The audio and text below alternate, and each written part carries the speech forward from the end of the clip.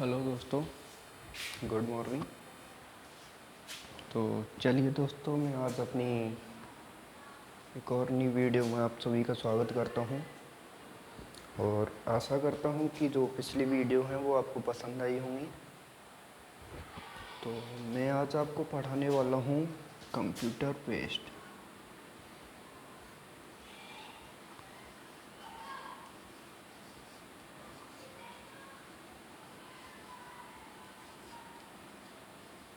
Best computer, इसके बारे में आप जानोगे कि कंप्यूटर का विकास कैसे हुआ,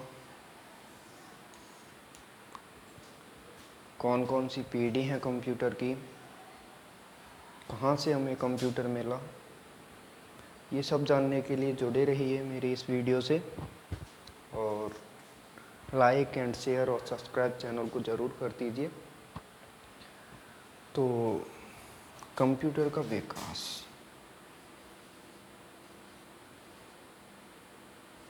कंप्यूटर का विकास,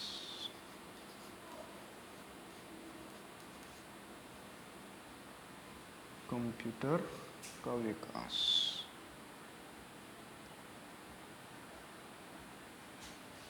ठीक है दोस्तों, जैसे आप इंग्लिश में लिखना चाहो तो लिख सकते हो डेवलपमेंट ऑफ कंप्यूटर,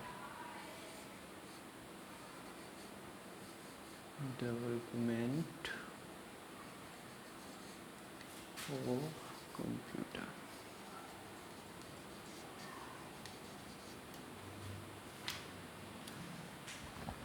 ठीक है,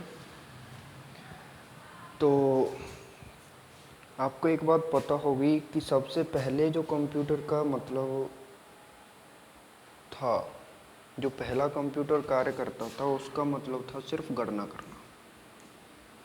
फर्स्ट कंप्यूटर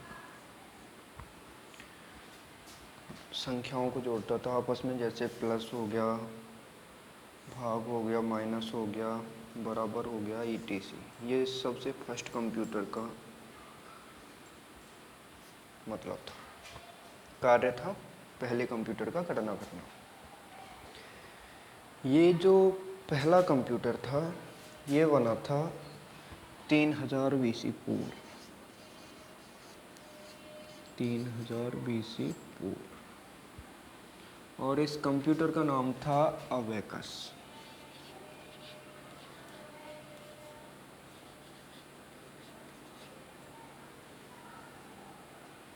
अबेकस।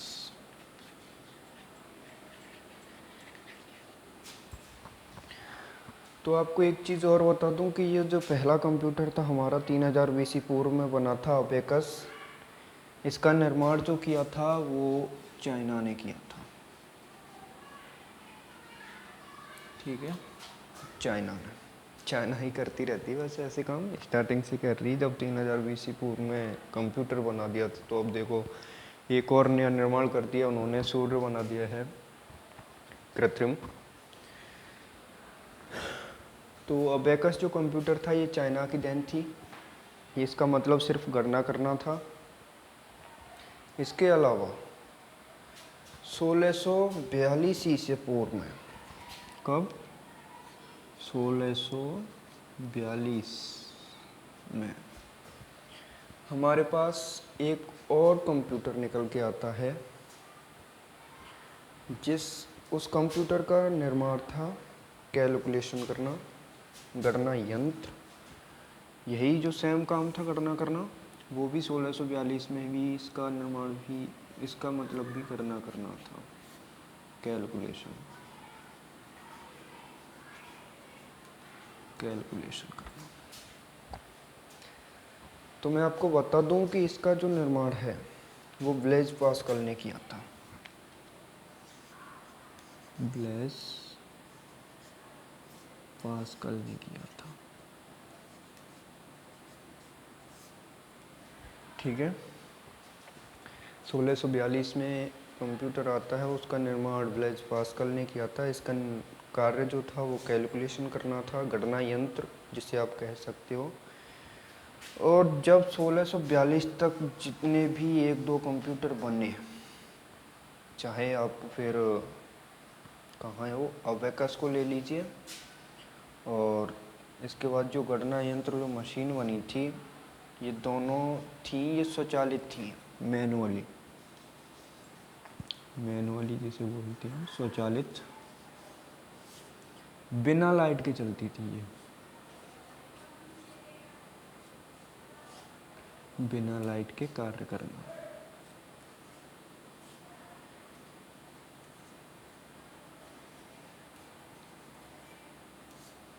ठीक है, तो 1642 तक ये हो गया, जहाँ तक लाइट की आवश्यकता नहीं पड़ी किसी को। और इसके आगे जो कंप्यूटर्स निकल के आते हैं उनमें हमें लाइट की आवश्यकता पड़ती है। तो उसके लिए क्या है कि मैं एक बार इसे मिटा दूं पहले। चलिए दोस्तों, अब हमें आवश्यकता पड़ती है किसकी? लाइट की, लाइट से कंप्यूटर चलाना। तो क्या होता है कि सन 1671 में, कब? 1671 1671 में खोज होती है बाइनरी नंबर की। ठीक है, बाइनरी नंबर की, या डिजिट कह सकते हो जैसे बाइनरी डिजिट 0 1। बाइनरी डिजिट की खोज हो चुकी थी 1671 में, जिसे खोजा था गॉटफ्राइड लेबोनिस ने। गॉटफ्राइड लेबोनिस।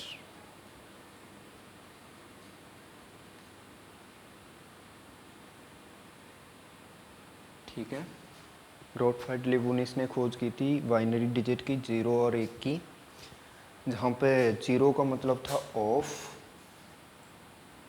0 का मतलब था ऑफ और 1 का मतलब था ऑन। ठीक है, गॉटफ्राइड लेबोनिस ने बाइनरी नंबर दे दिया कंप्यूटर की दुनिया में, और थोड़ा सा विकास बढ़ा दिया उसने। इससे क्या हुआ कि बाइनरी नंबर से ही गॉटफ्राइड ने ऑन ऑफ का निर्माण तो कर दिया, और गणना पहले से चल रही थी, लेकिन जो गणना करना सिखाया था उस वैज्ञानिक का नाम था जॉर्ज यूले। George Yule. ठीक है, इसके बाद क्या होता है कि, चलिए दोस्तों, जॉर्ज यूले ने हमें कंप्यूटर से गणना करना सिखा दिया, जनगणना करना जॉर्ज यूले ने ही हमें सिखाया था। ठीक है, तो जब 1871 में स्टार्ट होती है जनगणना, आई थिंक 1871 में, जॉर्ज यूले की देन से पहली बार क्या हुआ था कि 1890 में कंप्यूटर से, 1890 में कंप्यूटर से जनगणना हुई थी।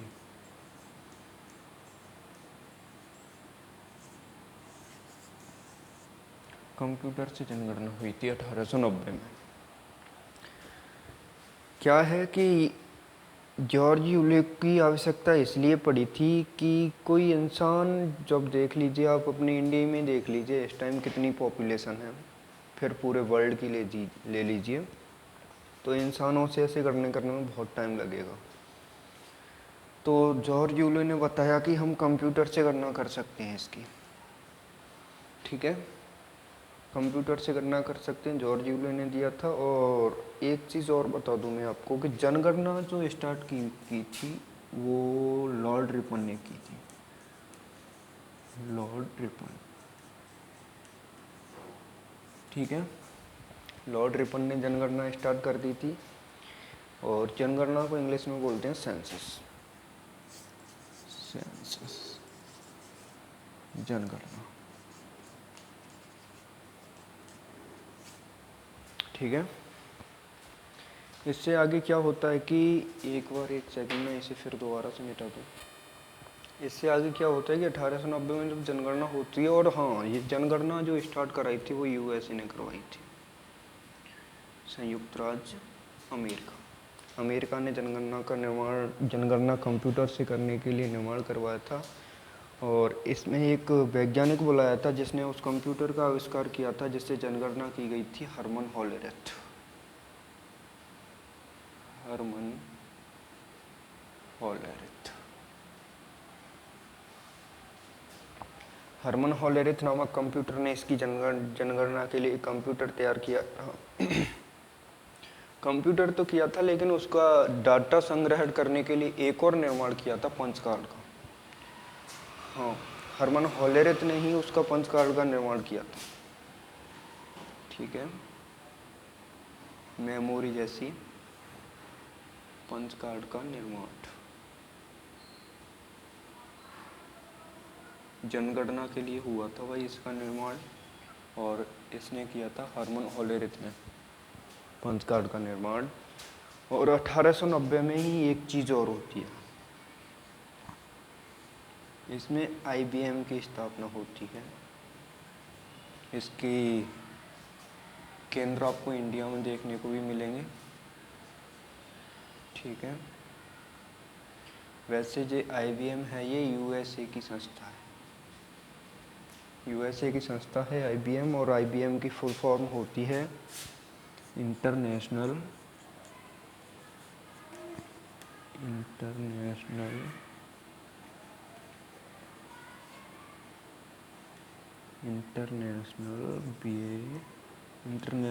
बिजनेस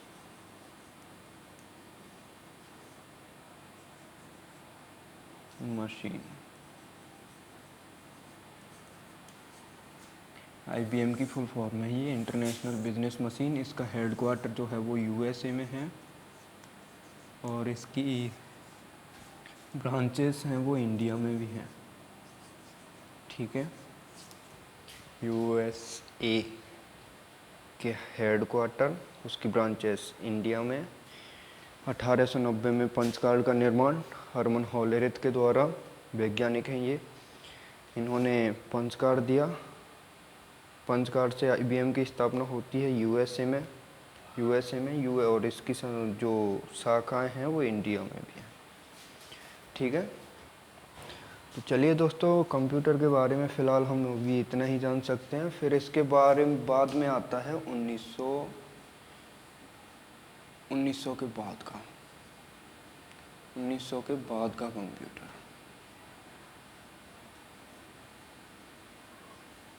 और इसे हम पढ़ने वाले हैं अगली क्लास में, नेक्स्ट क्लास। आई होप तो मैं समझ में आ रही हो, तो एक बार चैनल को लाइक कर दीजिए, सब्सक्राइब कर दीजिए, शेयर कर दीजिए please, and thank you very much. See this video.